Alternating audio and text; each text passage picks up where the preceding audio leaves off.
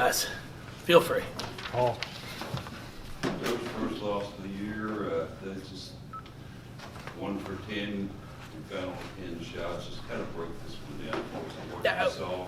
Ohio State, you have to give them a credit. I thought they executed on the offensive end of the floor and defensive end of the floor. I mean, we took 22 more shots. But the problem is, we played tonight, unfortunately, like a team that didn't realize what was working. You know, we're scoring in the post at will. The pick and roll, we're hitting the roller, we're scoring. We go up 8 in the second quarter after we throw it straight into Liz, and she makes a nice little post move, and we never threw the ball into the post for the next 3 minutes. And then I think I know what it was, then it's back-to-back and ones that we give up. So all of a sudden, 8-point lead is dwindled down to 2, and you go in the half with a 2-point lead. And you just can't do that. We didn't play very physical. And that's one thing I told him. I said, as crazy as this might sound, Oregon's a better matchup for us. Because they don't play a physical brand of basketball. They don't run a bunch of diagonal screens, cross screens, and then try to mismatch and post up. They're going to run that ball screen offense. You know, and then you just match up to it, and we match up well with them, I feel. But, you know, tonight, they out-toughed us, and you've got to give credit to them. And it's one of these where I've got to get some players like Kylie did not show up tonight. Jazz did not show up tonight. You know, B did some really good things, but then she gets a technical foul, which you just can't get. You know, it's a senior. And as well as our seniors have been playing, and our seniors had been playing pretty darn well, they struggled tonight. So, you know, we have to get back to work. We got practice, you know, we'll practice tomorrow and then practice Saturday and then got a big game at Northern on Sunday because they run the same stuff. We'll see what happens. You see any sort of hangover from the weekend, maybe? No, there's no hangover from the weekend. I mean, they're 18 to 22-year-olds, God forbid. I mean, if you can't just be excited to show up and play a basketball game, give them credit. I mean, give Ohio State credit. I thought Kevin did a great job. They stepped up. They go 19 to 23 from the free throw line. They probably haven't done that in practice. You know, but they stepped up and made them when you had to make them.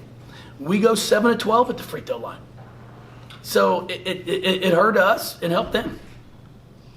Jazz had 4 fouls against Oregon. She fouled out tonight. How critical is that when she's on the bench? Well, it's not good for us. That's for sure. But there's part of me that I'm just concerned. You know, with her in big games, is she willing and able to go?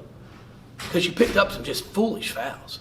I mean, if you're one of our key players, you can't pick up the foolish fouls that she picked up. That 4th foul, it right there by reaching over the back on it, pass into the pinch, was terrible. And she knows it. You know, she has to be on the floor. But it's one of those things that hopefully she can get out of it. Mikasa has to figure it out because she looks a little lost out there. And it's one of those that I challenged her in the locker room. We go out there, it's 45 all. I put her in the ball game, you know, like, hey, okay, let's do this. We always force people into a ball screen, and we're actually going to double the ball screen. And one little hip fake, and she falls for it, then the girl rejects the ball screen, and then it's an M1. So it's 45 all, there's only 8 seconds on the shot clock. We are ready to get ourselves a turnover, and boom, it turns into an M1.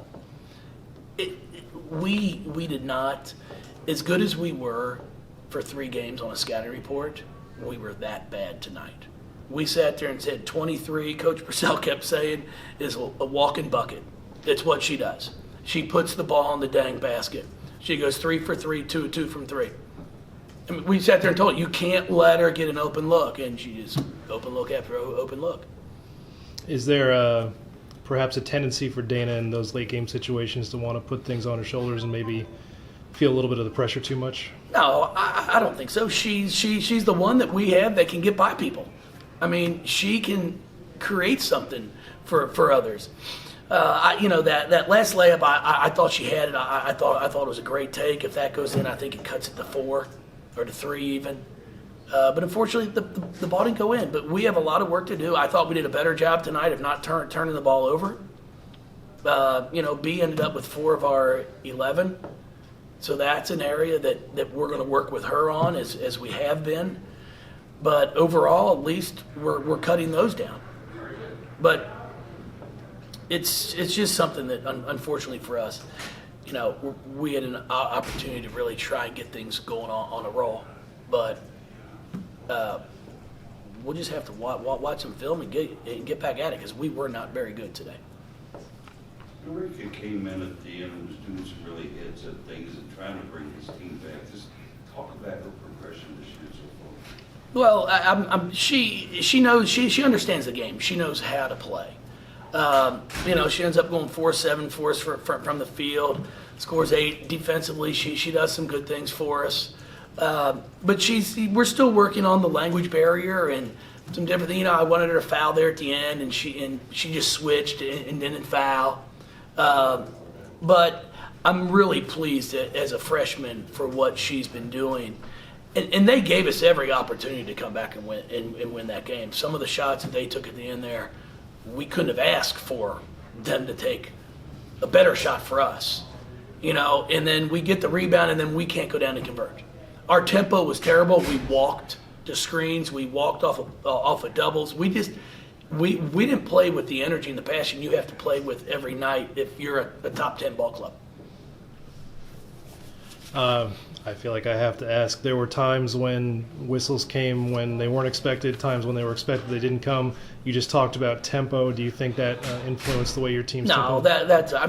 the officials was fine. I was glad they went back and looked at the one at the foul at the end there. It wasn't intentional. She wasn't trying to hurt her, but she got caught on her back, and they were calling foul and shoved her a little bit. So I was glad of that. The problem is I had no idea Jazz had 3 fouls in the first half. I had no idea it was her second. Scores table, I'm not sure even knew. The book, it was just awful. And that's an area that they've got to clean up here. But Jazz still didn't play. The third foul was a terrible foul. She shouldn't have got it. She got beat on a backdoor cut. But at least as a coach, it's nice to know if she, would have had to, because I wouldn't have had her out there in that ballgame. All right, guys, I appreciate it. Thank you. Thank you. Thank you, Joe.